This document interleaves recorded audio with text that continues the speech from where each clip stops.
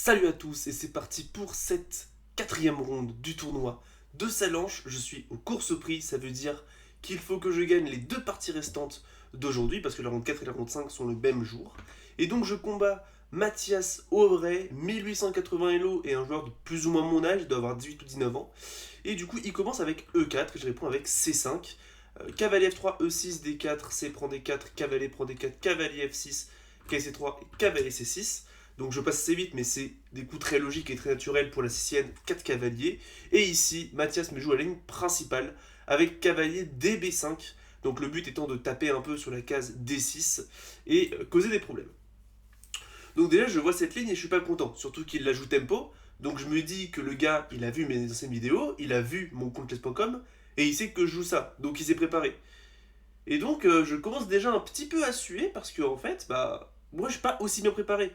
J'ai en gros dormi la veille parce que j'étais fatigué et je suis venu un peu en improvisation, mais je me dis bon, on va voir ce qu'il vaut. On va jouer la ligne que je joue, c'est-à-dire fou c5 est jouable, mais je joue plutôt fou b4 personnellement, avec l'idée qu'après a3 qui est la ligne principale, il y a fou prend, cavalier prend et d5 où j'ai donné la paire de fou, mais je réussis à prendre un peu le centre et essayer de jouer sur plus de développement.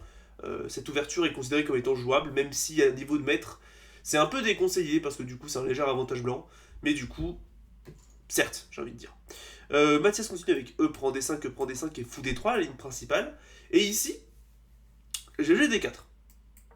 Parce que j'ai ce souvenir que dans le Chessable c'est D4 pour venir attaquer le cavalier. Sauf qu'en fait, je me suis trompé en fait. Il fallait pas jouer D4 ici, il fallait plutôt jouer petit roc.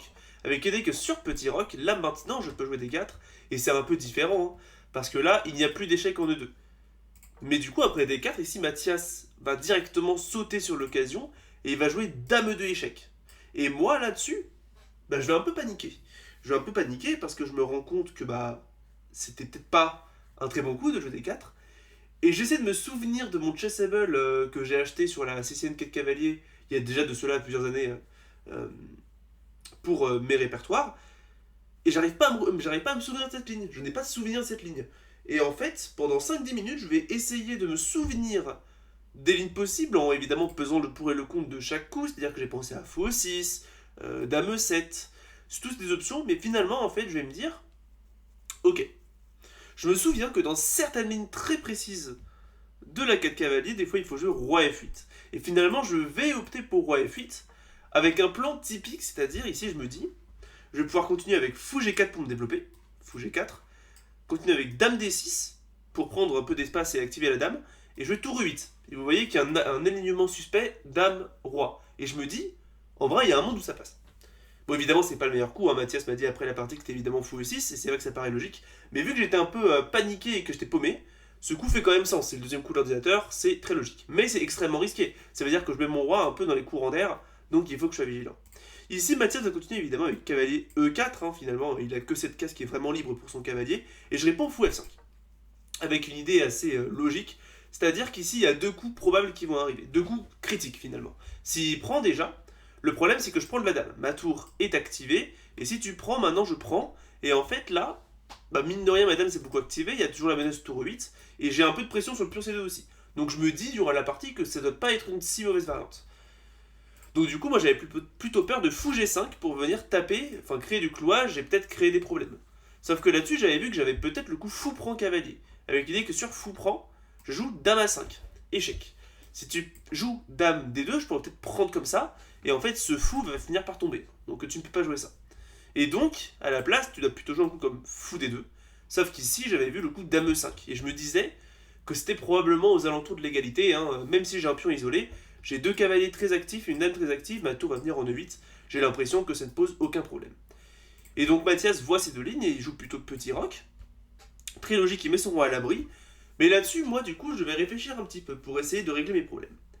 Parce que quand on regarde les deux aspects principaux du jeu, c'est-à-dire le côté dynamique, c'est-à-dire les tactiques et l'attaque, et le côté statique, c'est-à-dire le long terme, les faiblesses et tout, sont tous les deux du côté des blancs. Ça veut dire qu'en attaque, évidemment, il a déjà pas mal de pièces et mon roi, il est pas roqué, il ne peut pas roquer. Et lui, en statique, il a une faiblesse à taper. C'est-à-dire que moi, j'ai un pion D4 qui est faible et je suis pas si bien développé pour compenser. J'ai moins de développement, je trouve. Globalement, les blancs sont mieux ici. Et donc, je vais me dire, ok, ça m'aiderait énormément sur le plan statique de créer lui aussi une faiblesse de pion que je puisse taper plus tard. Et c'est pour ça que je vais commencer par cavalier prend E4. Évidemment, il doit prendre du fou. Et maintenant, dame E7. Avec le plan qu'en fait, je vais créer un pion isolé aussi pour les blancs. C'est-à-dire que ici, si tu veux essayer d'éviter l'échéance, tu peux jouer fou D3, mais tu perds un pion en fait après dame prend E2, fou prend et le pion C2 qui tombe. Donc tu es plutôt obligé de jouer le coup F3 pour défendre. Et là-dessus, bon, je vais commencer par tour E8 qui est un peu imprécis, mais l'idée c'est que j'ai simplement fou prend. Et si tu prends de la dame par exemple, on s'en fout. Dame prend et pion prend et tu finis forcément avec un pion isolé en E4. Mais je vais plutôt commencer avec tour E8, qui est un coup un peu imprécis selon moi avec le recul, mais ça reste un coup logique pour venir simplement améliorer la tour qui ne faisait rien en A8. Et là maintenant, je menace à nouveau ce fou. Sauf que là, Mathias joue très bien. Il va jouer le coup dame C4. Un coup qui peut paraître un peu stupide parce que du coup, les blancs abandonnent finalement la défense de leur fou. Mais il y a un petit piège. C'est-à-dire que si je suis matérialiste en jouant fou prend E4, pion prend E4 et dame prend E4, ma dame ne défend plus la case F7 et les blancs profitent du fait que je n'ai pas pu roquer et que mon roi soit encore au centre pour jouer dame prend F7 échec et mat. Avec un espèce de mat du berger mais bizarre avec la tour. Donc à la place, ici, moi je vais jouer F6. Donc le coup est simple, je veux simplement enlever, couper la ligne de la tour pour pouvoir prendre ensuite. Et ici, Mathias va sacrifier son pion tout simplement en jouant fou F4. Très logique. Comme ça, si je prends, il pourrait peut-être rapidement amener ses pièces, fou D6, tour à E1. C'est vraiment très critique pour moi. Je vais finir par perdre probablement de matériel. Donc à la place, je vais me dire, ok. Maintenant que j'ai réglé le problème statique. Enfin, il n'est pas réglé, mais je l'ai étoffé un petit peu, dans le sens où maintenant, on a tous les deux une faiblesse qu'on peut taper. Maintenant, il faudrait absolument que je règle le problème dynamique. C'est-à-dire que là, si je ne fais rien, il va juste absolument m'atomiser. Il va jouer ça, E5, et rapidement jouer, ouvrir la ligne de mon roi et jouer dessus. Donc là, je me dis, ok, qu'est-ce que je veux faire? Je veux bouger mon roi hors de cette colonne. Évidemment, le faire par E7, c'est extrêmement risqué, ça ne réglerait pas les problèmes, parce que s'il joue E5, la colonne E sera ouverte sur mon roi. Donc plutôt, opter pour roi G7. Sauf que s'il joue G6 directement, il y a fou H6 échec et mat. Et si je joue G5, il y a fou prend G5, et le pion F6 est cloué. Donc il faut que je joue un coup préparatoire, et c'est pour ça qu'après quand même pas mal de réflexion pour bien calculer jusqu'au bout, je joue H6. Le problème c'est qu'il y avait une ligne qui me saoulait, c'est-à-dire s'il joue tour à E1, G5, fou G3 et roi G7, il y aurait E5, qui va tout ouvrir encore une fois, et je ne peux rien faire. Parce que j'ai pas F5, il y aurait tour prend. Et si je prends, il pourrait peut-être rapidement jouer sur, par exemple, tour prend. Et si je prends, le problème c'est qu'il y a dame F7 échec et mat, par exemple. Défendu par la tour. Donc là, ici, finalement, après le coup H6, je m'attends à H4. Sur quoi j'ai prévu G6, pour venir ensuite rapidement mettre le roi en G7 et tour H8. Mais finalement, Mathias joue tour à E1, pour activer la tour. Je joue G5, et il joue fou G3. Et en fait, là-dessus, j'avais calculé du coup que roi G7 ne fonctionnait pas, mais j'avais calculé dame F7. Et ça m'avait l'air d'aller. Parce que là, ma dame attaque sa dame. S'il échange, franchement, je suis extrêmement content. Il joue ça, je joue ça. Et en fait, il a liquidé ses pièces, ce qui me permet de tenir facilement l'attaque maintenant. Et je pense être limite un petit peu mieux. Pas du tout en fait. Je pense tenir la nulle, même si j'ai un pion isolé, j'ai pas l'impression qu'il soit attaquable. Et du coup, je me dis, ok, bon. On va voir, dame F7. Et Mathias joue finalement dame D3. Coup très logique pour simplement refuser l'échange. Et du coup, là maintenant, je me dis, ok, maintenant je peux jouer roi G7. Parce que là, la dame défend le pion, et donc je pourrais, après le coup E5, répondre tour E6, qui va être la partie. Et là, je défends tout. Là maintenant, ma tour va pouvoir rapidement venir en jeu en F8 ou en E8, et venir mettre pression ou défendre la position finalement. J'ai l'impression que ça va pour moi en tout cas. Et ici, Mathias va finalement répondre avec le coup tour F5. Alors ici, il aurait probablement dû rentrer dans la finale en fait, avec pion prend, dame prend et dame tour, je veux dire F1. Et là, vous voyez qu'il y a des pièces qui sont rivées sur mon roi. C'est encore très critique, il pourrait y avoir dame B5, dame C4. Et globalement, en fait, les blancs ont un avantage incontesté. Il va ensuite pouvoir carrément jouer un plan avec B4, B5 pour enlever le défenseur du pion D4 et le gagner plus tard. Et j'aurais globalement pu abandonner, ici c'est plus 4. Mais à la place, Mathias va vouloir me mater en fait. Il va jouer tour F5 avec l'idée de peut-être apporter l'autre tour sur la colonne F et commencer à me lancer l'attaque de mat. Sauf que là, moi, quand je vois ce coup, je suis soulagé. Parce que j'avais vu que la finale était très mauvaise pour moi. Et je me suis dit, mais attends là-dessus. J'ai simplement dame G6. Dame G6 c'est très intéressant parce que là maintenant, si jamais tu rentres pour la finale avec pion prend, tour prend, tour prend, je suis pas obligé de récupérer la tour. Je peux jouer dame prend dame. Et après pion prend, roi prend. Il a aussi un pion isolé. Maintenant il a aussi une faiblesse. La finale est probablement égale. Et donc je vois ça, je me dis bah yes, du coup il ne peut plus rentrer dans la finale. Et après dame G6, je règle mon problème principal qui était ce clouage de ce pion F6. Et donc maintenant je pourrais menacer de prendre. Encore une fois, pour moi, prendre était la meilleure option. Avec tour prend et par exemple tour B5 pour venir essayer de créer du jeu. Même si tu joues. Par exemple, si je joue dame prend, il y aurait tour prend. Et ça mène à des positions qui sont quand même assez difficiles à jouer. Mais Mathias va continuer avec son plan de tour F1. Sauf que là-dessus, moi je vois ça, je me dis, mais attends, j'avais calculé un truc dessus là. J'avais calculé un truc et je suis pas mieux après pion prend E5 maintenant. Parce que là, du coup, j'ai bougé ma dame et mon roi hors de la colonnette, donc je peux peut-être prendre. Et là maintenant, j'ai un pion de plus. Ma dame défend toutes les cases. Et qu'est-ce que tu fais? Là-dessus, j'avais anticipé le prochain coup de Mathias, mais je tiens à montrer une autre ligne que j'avais calculée, c'est-à-dire tour F7 échec, qui peut être intéressant pour essayer de partir sur un déséquilibre où les blancs vont obtenir la dame et je vais obtenir les deux tours. Sauf que là, le problème, c'est que même si tu joues dame E4 pour tout bloquer, en fait, j'ai l'impression qu'après tour F8, tour E7, enfin roi E7, roi D6, et simplement jouer logiquement des coups, bah je suis juste mieux en fait, j'ai l'impression. J'ai l'impression juste que les blancs manquent de jeu et que leur dame ne servira à rien. Donc je vais pouvoir tranquillement progresser euh, avec patience et je vais gagner la partie. J'ai l'impression, en tout cas durant la partie. Mais à la place, Mathias a joué le coup que j'attendais, c'est-à-dire le coup de dame B5. Il vient pas échanger les tours contre la dame, il vient plutôt contre-attaquer sur le pion et continuer l'attaque de mat. C'est très logique, il attaque aussi le pion E5 d'ailleurs. Ici, il y aurait fou prend E5 de menacer. Donc je dois faire un choix. Ici, il y a une fourchette. Et finalement, je vais me dire, ok. Finalement, est-ce que ce pion B7, on s'en foutrait pas un petit peu? Et donc j'ai tour H8. Il faut absolument que je règle ce problème de manque d'activité. Et donc cette tour H8, je vais la mettre en E8 derrière mon pion passé. Et je me menace peut-être E4, E3, E2, E1 dame. Ça, c'est mon plan long terme. Et globalement, en fait, les blancs ne peuvent pas faire grand-chose par rapport à ça. Mathias, qui finalement encaisse le pion, très logique, joue tour 8, E7.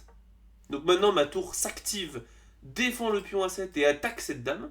Il est obligé de revenir en A6, mais il joue plutôt C8. En fait, non, il n'est pas obligé. Mais il joue plutôt dame C8. C'est pour ça que je préférais perso moi dame A6. Mais du coup, il a plutôt joué dame C8, très logique aussi. Pour essayer de menacer par exemple dame F8, pour essayer de faire un réseau de maths, toujours pareil. Il veut m'attaquer et il n'en démord pas. Sauf que là-dessus, moi je me dis d'accord, mais dame E8. Maintenant, madame est en défense, et mes trois colonnes d'infiltration sont toutes les trois très bien contrôlées, donc t'arrives à rien. Et j'avais calculé par exemple un coup comme tour F8, mais il me semble que ça ne fonctionnait pas à cause de simplement dame prend, tour prend, et en fait ta tour elle ne sert pas à grand chose, je pourrais simplement jouer E4, E3, etc., etc. Et mon plan long terme reste le même. Et mes tours sont plus actives. Cette tour ne menace rien. Et donc je vois ça, je me dis, purée, quel génie. J'ai réussi à trouver une séquence où je sacrifie un pion, mais où je consolide tout et maintenant, bah c'est plus moi qui suis en difficulté. Parce que jusque-là, j'ai été totalement dominé et j'étais en position limite perdante. Mais là, quand on regarde, c'est moi qui suis en avantage. Parce que là, si on compare encore une fois le dynamique statique, bah j'ai un peu pérennisé ma position, il n'y a plus d'attaque sur mon roi. Et surtout, regardez, c'est moi qui ai le pion passé. Lui, il peut peut-être se faire un pion passé à la dame, mais ça prendra beaucoup plus de temps. Moi, le mec, il est déjà à 4 cases de la promotion, ça va commencer à être difficile. Et donc Mathias, ici, il faut savoir qu'il lui reste peut-être une minute à la pendule. Il joue tout à l'incrément. Il me joue dame prend 8. Je joue tour prend 8 et il joue roi F2. Donc là, il tente d'activer son roi et de jouer contre mes pions passés. Sauf que moi, du coup, bah, je pousse mon pion passé. Il faut bien que je pousse les pions passés, c'est un principe de base. Il joue roi E2. Je joue tour D8, donc l'idée c'est que je veux évidemment jouer D3 pour venir casser la structure. En gros, moi j'aimerais bien avoir cette tactique-là. Sauf que évidemment le pion est en prise en fait. Donc il aurait pu directement prendre. Et donc c'est pour ça que je vais commencer par tour D8 pour menacer D3, pion prend, roi E2, et tour E2 qui mettrait ma tour sur la deuxième rangée et je pourrais m'emparer soit du pion B2, soit du pion G2. Et j'ai l'impression que c'est bien pour moi. Et là, Mathias il joue tour F7. Bon, il active sa tour, ça fait sens. Mais le problème, c'est qu'après roi G6, les blancs ont des problèmes tactiques. C'est-à-dire que si la tour, celle-là, venait à bouger de la colonne F, par exemple en D1, cette tour serait en prise, et donc je pourrais la prendre. Et vous allez voir, ça va avoir son importance. Ici, il aurait peut-être dû simplement jouer tour B7. Non, il me semble que même que le meilleur coup, c'est ici le coup C4, avec le but, sur D3 échecs qui était mon plan, de jouer simplement roi E3 et tenter de tout bloquer. Mais à la place, il va jouer tour 1 F2. Donc un coup intéressant pour venir contrôler finalement la deuxième rangée. Mais là, là-dessus, moi, j'ai calculé une ligne. Je me suis dit, D3 échec. Je continue. Si tu viens là, je peux peut-être prendre. J'ai l'impression que ça va. Et donc ici, il prend. Je récupère. Et là, sur roi D2, j'avais calculé tour E2 échec. Tour prend E2, pion prend E2, roi prend E2. Et maintenant, comme je vous l'ai dit, la tour a bougé de la colonnette. Donc je peux prendre la tour et gagner une tour nette. Mais évidemment, Mathias va le voir. Même s'il lui reste assez peu de temps, il va jouer roi D1. Il est quand même 1900 Elo. Faut pas abuser. Mais là-dessus, moi, je me dis, attends. Je vais me poser un petit peu. Il faut savoir que moi, il me reste aux alentours de 10 minutes. Et Mathias, il lui reste 40 secondes. Je vais me dire, ok. Bon. La position reste quand même un peu difficile à jouer. Le matériel est égal. Mais ça pue le roussi pour lui. Parce que là, je peux peut-être jouer D2. Sa tour reste en prise. C'est-à-dire que là, si je joue D2 et qu'il prend, je pourrais prendre intermédiaire. Puis prendre, par exemple, la tour. Donc il a toujours ses faiblesses liées à cette tour en F7. Donc je me dis, ok. Mais mon pion est à 2 cases de promotion. Je peux pousser d'une case. Il sera forcé de jouer tour F1. Parce que là, du coup, si je joue D2, il n'a aucun moyen à part ça de parer la menace de tour E1 suivi de D1 dame, plutôt que de jouer tour F1 pour jouer sur tour E1, fou prend E1. C'est la seule manière dont il a de parer. Donc je me dis, ok. D2, tour F1. Et quand on analyse cette position-là, donc je vais la mettre sur l'échiquier. J'ai un pion à une case de promotion. J'ai mes tours qui contrôlent les 2 colonnes ouvertes. Mon cavalier qui n'est pas encore en jeu. Si je réussis à implanter un cavalier en B2 ou en E4, ou en E3 je veux dire, il y aura échec, il devrait partir et je pourrai damer. Et je gagne. Et donc je vais calculer ça et je vais essayer de trouver des ressources pratiques, des ressources concrètes pour les blancs. Je vais en trouver une, mais ça m'a quand même l'air mais pour moi. Donc finalement je vais opter après roi D1 pour le coup D2. Évidemment Mathias joue tempo tour F1, logique qu'il n'avait que ça. Et je joue ici le coup cavalier A5. Et ici, les blancs sont déjà très mal, parce que je menace cavalier C4, qui taperait B2, qui taperait A3, mais qui me menacerait aussi, par exemple, un coup comme cavalier E3, pour venir déloger le roi de cette case de protection de la promotion. Et donc ici, Mathias va un peu réfléchir avant de jouer tour 7F2. Alors au cas où, il m'avait dit qu'il avait hésité à jouer fou C4, mais qu'il avait vu que c'était perdant, donc là c'est une fourchette, à cause de cavalier C4 quand même. Non, à cause de tour 1, échec. Tour 1 échec avec le but toujours pareil sur tour prend, pion prend dame et roi échec, enfin roi ici, de jouer tour 8 échec. C'est-à-dire que je sors de cette attaque et sur par exemple le roi F2, il y aurait simplement roi prend tour et je vais probablement gagner cette finale où j'ai un pion, où j'ai la qualité pour un pion. Mais c'est quand même difficile à jouer. Mais il a dit qu'il avait hésité à jouer ça. À la place, il va me jouer tour 7F2, donc il va plutôt essayer de venir sauver sa tour en attaquant le pion. Sauf que là, je me rends compte que c'est totalement perdant. Ici, le meilleur coup, en fait, c'était probablement de jouer tour C7 pour venir défendre la case C4, éviter les remanœuvres de mon cavalier, pour ensuite, si je joue un coup comme tour D4, pour essayer de venir forcer la main, ici, jouer B3. C'est la suggestion de l'ordinateur. Le cavalier prend B3 et je vais avoir un pion de plus, mais au moins, j'atteins pas les cases B2 ou E3 rapidement. Donc il a peut-être un moyen de mijoter quelque chose finalement. Mais à la place, du coup, il joue tour C2. Et du coup, moi je me dis, mais c'est perdant ça. Ça, c'est sûr que c'est perdant. J'ai simplement cavalier C4. Et donc je le joue. Mathias était de nouveau à 2 minutes, et il y a tous les tempos. Hein. Et donc là, il va réfléchir. Il va lui rester 1 minute, 30 secondes, 10 secondes, 5, 4, 3, 2, 1. Il joue tour E2 avec 1 seconde à la pendule. Donc il prend l'incrément, il lui reste 31 secondes. Mais là, moi, je vois le coup et je me dis, mais j'ai simplement cavalier pour B2. Échec. Il défend la case 2, vers 3, mais là, ici, j'ai simplement... Il a roi C2 forcé, et j'ai simplement tour prend E2. Et si tu prends mon cavale, j'ai D1 dame, c'est finito. Et donc je finis par jouer cavalier B2, il joue roi C2, et je prends sa tour comme ça, et je bouge ma tour dessus, et il me tend la main immédiatement, hein, parce qu'il a compris qu'il était perdant. Parce que du coup, comme je vous l'ai dit, après roi prend, il y aurait promotion. Et donc c'est une victoire très intense. Franchement, je suis content d'être revenu des morts dans cette partie. Hein.